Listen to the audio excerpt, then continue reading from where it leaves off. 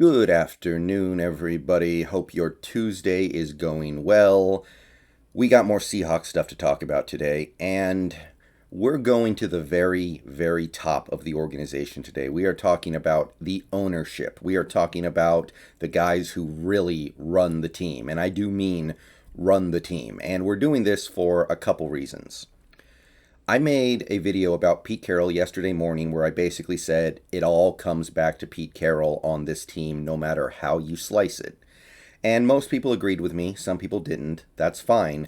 But some people pointed out that, well, doesn't Pete Carroll work for Jody Allen? Doesn't Pete Carroll work for the owner of the team? Pete Carroll doesn't own the team. Pete Carroll isn't the sole proprietor of the team. He works for somebody. He works for Jody Allen. Same for John Schneider. They both work for the owner, and that owner, as of right now, is Jody Allen. So if everything comes back to Pete Carroll, doesn't it really come back to Jody Allen? And in a way, that is true. And I want to go ahead and talk about that a little bit. And also, in recent streams, I've gotten a couple comments that have basically said that the reason why the Seahawks are doomed and are not going to be good again for a long time is because they have an absentee owner. So basically, we have an owner who does not care about the team, an owner who has no investment in the team being good, and her only interest is counting money when it comes to this team. So I want to talk about these things because that's basically the ultimate black pill, if you will, right now when it comes to being a Seahawks fan. This idea that we have an owner who thinks so little of this team's success or failure on the field that she doesn't really care if the team wins every game or loses every game as long as she gets to make money. And I want to kind of push back on some of those sentiments because I don't think they're totally accurate. I think they're missing some context. And I don't think that while Jody Allen is probably not a great owner, it's too early to really say whether or not she's good or bad or great or amazing or perfect or terrible or awful. While Jody Allen is probably not a great owner, I think she is basically the same as almost every other owner in professional sports. And I think the way she is going to operate based off what we've seen so far is basically the same as what you see from every other owner in professional sports, which is to say it's fine. She's not great. Paul Allen was great. I wish we had a great owner, but Jody Allen is not bad, and she's not the problem. So here's the thing. Jody Allen is the owner of the Seahawks. The official Seahawks website lists her as the chair and the trustee of the Paul Allen Trust, because obviously Paul Allen passed away about 2 years ago, and his sister inherited the team, in effect.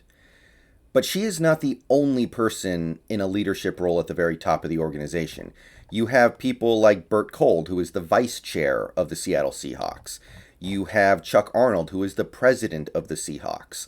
So, first of all, the notion that Jody Allen is the only person who gets any say in anything that this team does, and to imagine her as Emperor Palpatine dissolving the Galactic Senate and being the only person who gets to make any decisions and basically turning everything into a one-man or, I guess, one-woman show is inaccurate.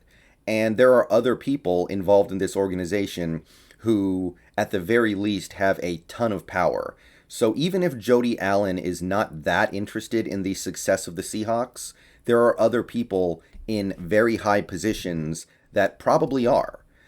They want this team to be the best team in the league. They want the extra revenue of the home playoff games. They want to be able to sell their merchandise at the highest possible cost because the team is winning and people will pay anything to get Seahawks merchandise. And Jody Allen may want that too, and she's probably a little more hands-off about it than we might prefer. But I'm pretty sure there are other people involved in the running of this team, like Chuck Arnold, the president, who we actually just extended this last offseason, who have a lot of say in things like that. And again, I want to stress, this is not Jody Allen dissolving the Senate and being the only figure of authority at the top of this organization, and she's not sitting alone in an office with no internet connection counting money. Like, she is aware of whether or not the Seahawks win or lose. She might not feel the passion that our previous owner did for whether or not they win or lose. She may not feel the same drive to win a Super Bowl, and that is unfortunate. But to say that she is the only person just playing a fiddle while Rome burns at the very top, I don't believe that's accurate. Now, again, I will stress she's probably not a great owner, and Paul Allen, I think, was a great owner. Maybe not the best owner in sports, but he was a great owner. He was, I think, everything you want in a professional sports team owner. And here's the thing. Jody Allen does not know football, almost certainly. I think she knows less about football than I do. She probably knows about as much of football as the average fan of a team.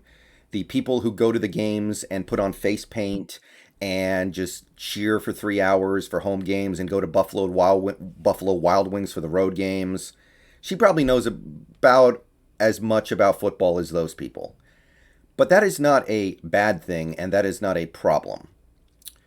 I think that of all the things a team in professional sports can have right now that you don't want to have, I think the worst thing you can have as a professional sports team is an owner who thinks they know the sport. You do not want to have an owner of the Seattle Seahawks who thinks they know football, even if they do know football, because them knowing football now is no guarantee of them knowing football later. Pete Carroll might be a good example of that. Once upon a time, he was one of the best coaches in the league. Now, I don't really see him bringing anything to the table. Because if your owner thinks they know football, they are likely going to try to manage football operations. They are going to try to act as the general manager. They are going to try to make personnel decisions. They're going to try to make salary cap decisions. They are going to try to basically be the decision maker behind who they bring on, who they don't bring on, and what kind of team they field, what kind of roster they have. And the issue is, if they don't do well, there is nobody, and I do truly mean nobody, who can hold them accountable for that. There is nobody who can fire them. We saw this for years in Dallas with Jerry Jones after he fired Jimmy Johnson. Jerry Jones thought he could be the GM. What happened? The Cowboys didn't win a playoff game for like 14 years. Haven't made it to the NFC title game in a quarter of a century, and it's generally been bad times for one of the most storied franchises in the NFL. And in recent years, Jerry Jones did finally relinquish a lot of control of the team to Will McClay, but he probably still involves himself a little more than he needs to, and I think it is mostly to the detriment of that Cowboys team. So you don't want an owner who thinks they understand the sport. We should be happy that Jody Allen does not know football and acknowledges that she does not know football. I don't think Paul Allen knew football either. Maybe he knew a little more than Jody, but Paul Allen knew he didn't know how to put together a team. But what Paul Allen had was the passion and the desire to win, to bring in people who did know football to build his team. And what made him great was that he cared so much, he was willing to do whatever it took to find that guy who knew football. He brings in Tim Ruskell, brings in Mike Holmgren. They do some good things for the team, but then it's time to move on. You bring in new guys, like, for instance, Jim Mora Jr. Jim Mora Jr. inherits a bad team, a terrible team, gets them for 1 year, has a bad year, 5-11, off a 4-12 team. Now, I think every other owner in the league would have gone, okay, we need to give him a couple more years to see what he can do. Paul Allen said, no, I don't like this guy. I'm going to go get somebody who I think is better. He got Pete Carroll, and ultimately it worked out pretty well. So, yeah, that's the kind of stuff that made Paul Allen great. And yeah, Jody Allen would probably not be willing to do those kinds of things. I will admit that. She's not a great owner, I don't think, but Paul Allen was. And I'll give it to you here. If Paul Allen were still alive, if Paul Allen was still the owner of the Seahawks, I wouldn't be surprised if he was taking a slightly different approach to this team's current state. He might call Pete into his office and say, hey, I'm signing the paychecks every week for these defensive players that you went and got.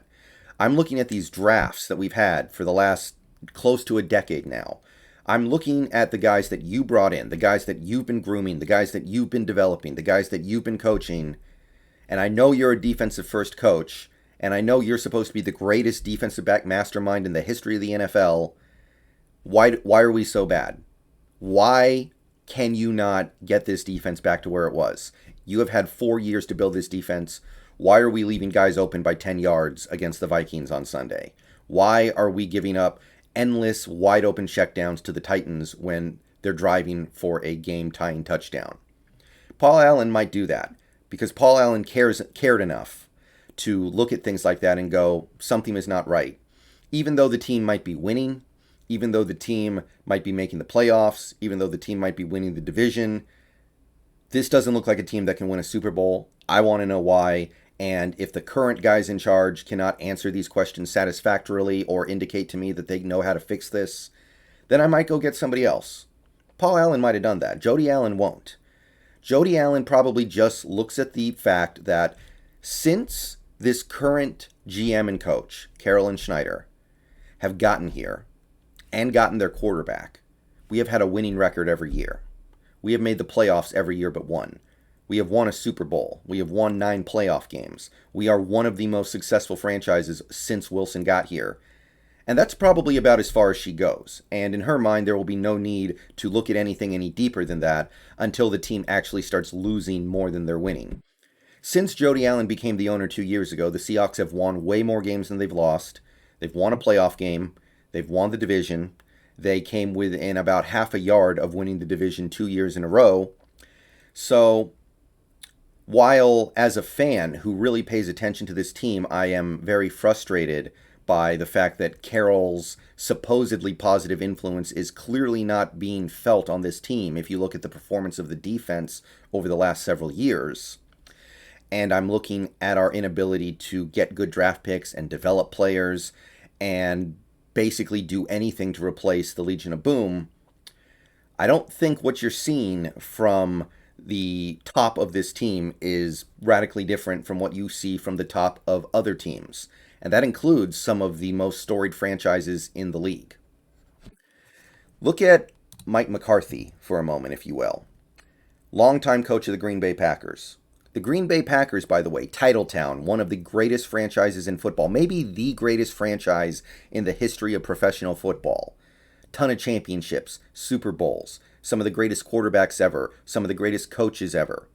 You think they're happy settling for mediocre results and they only care about money? Absolutely not.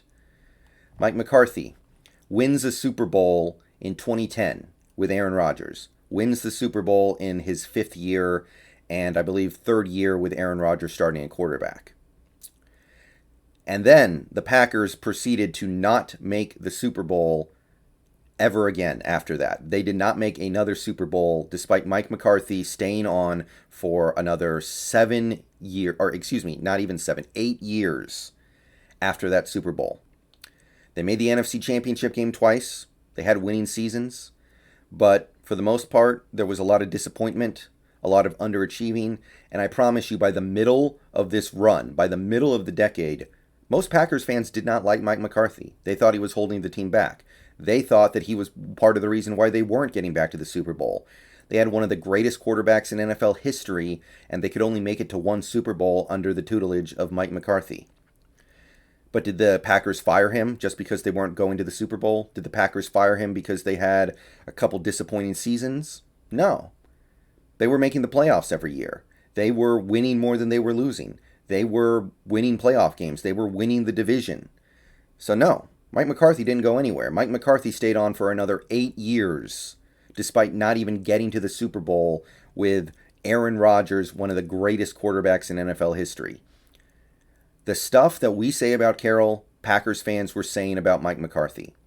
But the team did not act until the team had 2 losing seasons in a row. They basically had to be forced to let go of Mike McCarthy. 7-9 in 2017, still didn't lose his job. Finally, they went like 4-7 in 2018, 4-7-1 2018. That was the straw that broke the camel's back. They had to actually start losing more than they were winning to get rid of McCarthy. And again, that is a storied franchise that does not settle for second place. That is a team that considers everything to be championship or bust. And they didn't want to let go of a coach who was winning more than he was losing just because a huge part of their fan base believed that they could do better. They were happy with somebody who they thought was good for a long time. What about Mike Tomlin? This is maybe the greatest example in professional sports right now. Let's look at his record. In 2008, an eternity ago, a lifetime ago, Mike Tomlin wins a Super Bowl, mostly with Bill Cowher's players, but he wins the Super Bowl. Impressive. 2 years later, he goes back to the Super Bowl. Okay, this guy's off to a really great start. And it's been a decade since the last time the Steelers went to a Super Bowl. They have missed the playoffs 4 times. They have played in 1 AFC title game and they got blown out. The last decade for the Steelers involved things like losing in the playoffs to Tim Tebow. May have been the highlight, may have been the most memorable moment of the Steelers for the last couple years. He missed the playoffs back-to-back years twice in the last decade. And not only is he not fired, but I don't think the Steelers have ever even really considered firing him. I don't think the Steelers even have him on the hot seat. Now, I'll say it again. The fan base, Steelers fans, they say the same things about Mike Tomlin that Seahawks fans say about Pete Carroll. Oh, he's holding the team back. Oh, he's gone stale. Oh, he's been around too long. We need to bring somebody else in here. I'm tired of just being good. I want to be great. I want to take a chance on being great. And this is the Pittsburgh Steelers. 6 Super Bowl titles. One of the most prestigious franchises in the NFL. Do you think Rooney is an absentee owner who doesn't care about winning championships? He just wants to make money? No, of course not. Rooney's considered to be one of the gold standard owners in the NFL right now. And that's the case even though the Steelers haven't played in a Super Bowl in over a decade. So, Mike Tomlin, who has had enough failures over the last decade to justify at least the hot seat, if not getting the boot, he's not. Because he won a Super Bowl a long time ago, the team, despite their struggles, does win more than they lose. And I don't believe they're even considering firing him. And I think they won't until they actually start losing more than they're winning. No matter how much fans point to some of the disappointments in recent years, how they're not even really getting close to a championship, how he had a franchise quarterback for pretty much the entire last decade and still couldn't get them to where they needed to get to. You can point to all these things. But the Steelers aren't moving off of him. And again, Rooney is not an absentee owner. Rooney is not somebody who could care less. Rooney wants to win. So, if they're sticking with their head coach who hasn't gotten them to the top of the mountain in over a decade, then I'm inclined to believe that it's not a Jody Allen specific thing. Jody Allen is not some owner who is one of the 2 or 3 owners in the league who genuinely does not give a rip about the team. She does. She just isn't eager to jump on the coaching carousel. The reality is, even though I think it's time for Pete Carroll to be moved on from, as somebody who follows this team very closely, knows what Carroll's strengths are supposed to be, knows what he's supposed to be bringing to this team, etc., etc., as a fan, yeah, I can say that kind of stuff. But if you're Jody Allen, you're looking at a situation where we are, as of right now, winning more than we're losing. Ever since I took over, we have a great record, we have a playoff win, we have a division title, etc., etc. What if I get somebody who's just terrible? Because if you go into college and try to find somebody, you might get somebody who's terrible. And if you do, then as much as I think Pete Carroll is not really bringing in anything to the table anymore, you bring in somebody terrible from college, it's not going to get any better. And some of the stuff that you still had left over from that old regime is going to crumble, and you're not going to have anything to replace it with. So, while I wish we had a great owner, like Paul Allen was, And maybe there's a great owner out there somewhere who could purchase this team from Jody Allen and get them back to where they were, where the Super Bowl was the top priority. I don't think that Jody Allen is doing anything that a vast majority of other owners in the NFL would do. She has a coach who has won a Super Bowl, has had a lot of success, wins more than he loses, and has generally led this team to better than average seasons. And she's sticking with him for now. And I would imagine that Carroll would get the boot as soon as he starts losing more than he's winning. I would prefer for him to get the boot when his defense, which is supposed to be his area of expertise, can't stop anybody, aka now. But I can't really blame Jody Allen for looking at things the way that she does. There are maybe one or two owners in all of sports who I can think of who would be proactive enough to look at a situation where we have a winning team, we have a coach who wins a lot of games, we clearly have a successful franchise that just about any other team would trade for, except for maybe the Patriots and one or two other teams over the last decade. But you can't find those guys growing on a tree. Mark Cuban might be that guy. Maybe Paul Allen would have been that guy. Maybe he wouldn't have been even. Getting away from a guy like a Pete Carroll, I understand it's hard. I would do it, but it's hard. And I can't put that on the owner. So, is Jody Allen a great owner? I'll say it one more time. No. But I don't think she's the problem here.